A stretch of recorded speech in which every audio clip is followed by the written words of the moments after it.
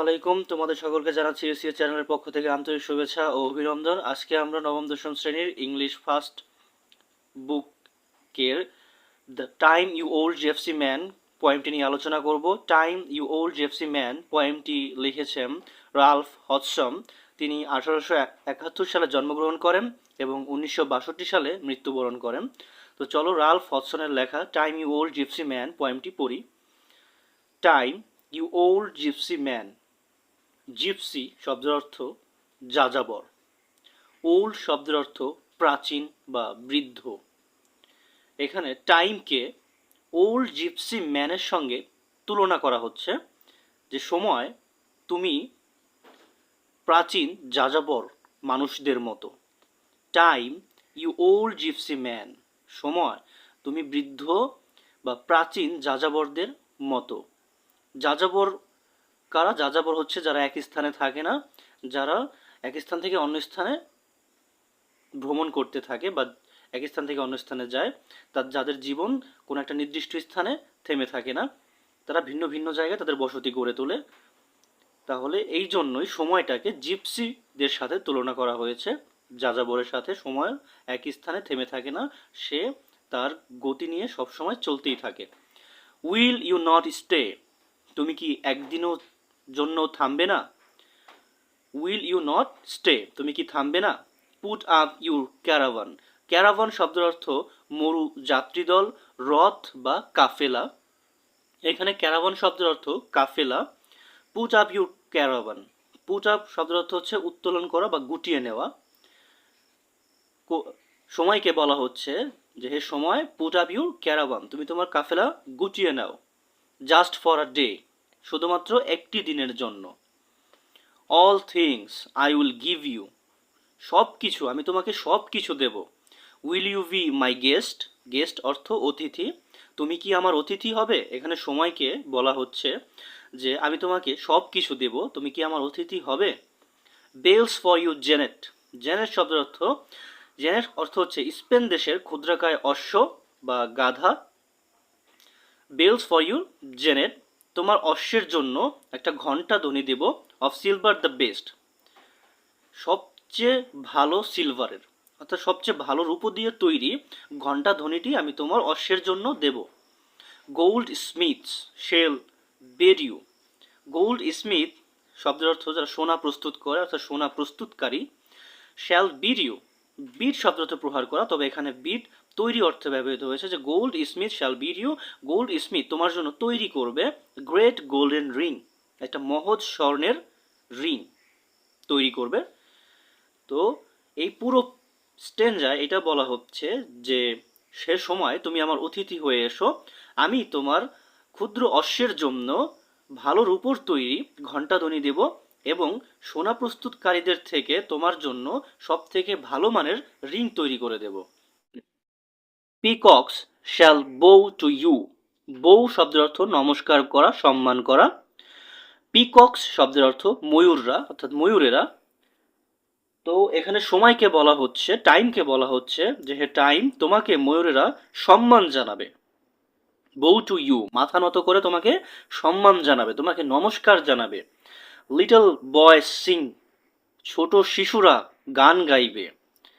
Oh and sweet girls will festoon you with may, may হচ্ছে একটা ফুলের নাম, ফেস্টুন হচ্ছে ফুল দিয়ে সাজানো, পুষ্প দিয়ে সাজানো।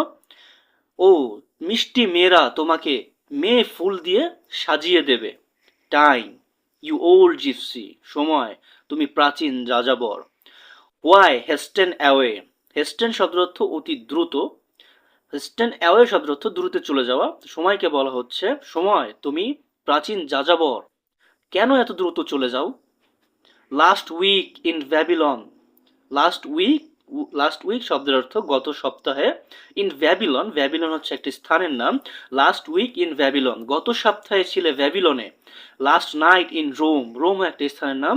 লাস্ট নাইট অর্থাৎ গত রাতে, লাস্ট নাইট ইন রোম, গত রাতে ছিলে রোমে। Morning and in the crush, এখানে ক্রাশ শব্দের অর্থ হচ্ছে অনেক জনবহুল লোকদের মধ্যে বা ঘন ভিড়ের মধ্যে, সকালে ছিলে ঘন ভিড়ের মধ্যে বা অনেক লোকের মধ্যে। আন্ডার পলস ডম, ডম শব্দের অর্থ গম্বুজ, অর্থাৎ পলের গম্বুজের নিচে ছিলে। আন্ডার পলস ডায়াল, ডায়াল শব্দ অর্থ ঘড়ি বোঝাচ্ছে এখানে, যে পলের ঘড়ির নিচে ছিলে। You tighten your rein, rein শব্দের অর্থ রশি, দড়ি বা সময়ের লাগামকে বোঝানো হচ্ছে। টাইটেন শব্দের অর্থ খুব কষে ধরে রাখা বা শক্ত করে ধরে রাখা, সময়কে বলা হচ্ছে। ইউ, ইউ হচ্ছে টাইম, তুমি। টাইটেন ইউর রেইন, তুমি তোমার লাগাম কষে ধরে রাখো, শক্ত করে ধরে রাখো। অনলি আ মোমেন্ট, একটি মুহূর্তের জন্য। অ্যান্ড অফ অনস এগেইন, আবার চলে যেও। অফ টু সাম সিটি, অন্য কোনো শহরে। Now blind in the womb, now blind in the womb, blind অর্থ অন্ধ, ইন দ্য ওম, ওম শব্দের অর্থ হচ্ছে গর্ভাশয়, অর্থাৎ এখন অন্ধ যে গর্ভাশয়ে রয়েছে বা মায়ের গর্ভে রয়েছে। অফ টু অ্যানাদার, অন্য কোথাও চলে যেও।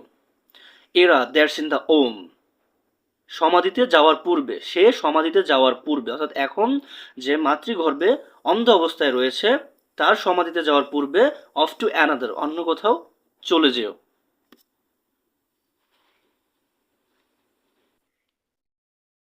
Time you old gypsy man, সময় তুমি প্রাচীন যাযাবর।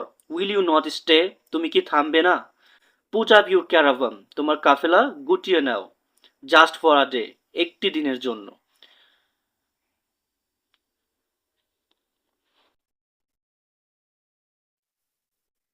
এই সবগুলো লাইনকে একসঙ্গে আলোচনা করলে এইটা দাঁড়াবে যে সময়কে বলা হচ্ছে, হে সময় তুমি প্রাচীন যাযাবরের মতো। পুরো কবিতাটার অর্থ একসঙ্গে বললে এরকম, তোমরা একটু ভালো করে শোনো। সময়কে বলা হচ্ছে, সময় তুমি প্রাচীন যাযাবরের মতো, তুমি কেন থেমে থাকো না? তুমি একটি সময়ের জন্য থেমে থাকো। তুমি আমার গেস্ট হয়ে এসো, আমার অতিথি হয়ে এসো। যদি তুমি আমার অতিথি হয়ে এসো, তাহলে আমি তোমার যে ক্ষুদ্র অশ্ব তার জন্যে সবচেয়ে সেরা রূপোর ঘণ্টাধ্বনি তৈরি করে দেব। তোমার জন্য তৈরি করে দেব সোনা প্রস্তুতকারীদের কাছ থেকে বা স্বর্ণকারের কাছ থেকে একটা সুন্দর রিং। এবং তোমাকে ময়ূররা নমস্কার করবে, সম্মান প্রদর্শন করবে। তোমার জন্য ছোট ছোট ছেলেরা গান গাইবে, মিষ্টি মেয়েরা তোমাকে ফুল দিয়ে সাজিয়ে দেবে। কিন্তু তুমি এত প্রাচীন যাযাবর কেন? তুমি এত দ্রুত চলে যাচ্ছ কেন? গত সপ্তাহে তুমি ব্যাবিলনে ছিলে, গত রাতে রোমে ছিলে, আজকে সকালে তুমি অনেক লোকের ভিড়ের মাঝখানে ছিলে। কখনো কখনো পল গম্বুজের নিচে থাকো, কখনো পলের ঘড়ির নিচে থাকো। তুমি তোমার লাগাম শক্ত করে ধরে রাখো, অর্থাৎ তুমি তোমার বহমানতা চালিয়ে যাও, কখনো কারোর জন্য থেমে থাকো না। শুধুমাত্র একটি সময়ের জন্য থাকো, না হলে আবার চলে যেও। এখন যে শিশু তার মাতৃগর্ভে অন্ধ অবস্থায় রয়েছে, তার সমাধিতে যাওয়ার পূর্বে তুমি চলে যেও। সময় তুমি প্রাচীন যাযাবর, তুমি একটু থেমে থাকো। তুমি তোমার কাফেলাটা গুটিয়ে নাও শুধু একটি দিনের জন্য। এবং এই পোয়েমটি লিখেছেন রালফ হডসন, পোয়েট। উনি হচ্ছেন পোয়েট, ওনার লেখাই পোয়েমটা আমরা এতক্ষণ পড়লাম। আমরা পোয়েমের শুরুতেই ওনাকে নিয়ে আলোচনা করেছি। আশা করি তোমরা পোয়েমটা খুব ভালোভাবে বুঝতে পেরেছ। এবং পরবর্তী ভিডিওগুলো পাওয়ার জন্য আমাদের চ্যানেলের সাথেই থাকো এবং চ্যানেলটিকে সাবস্ক্রাইব করে রাখো। আসসালামু আলাইকুম।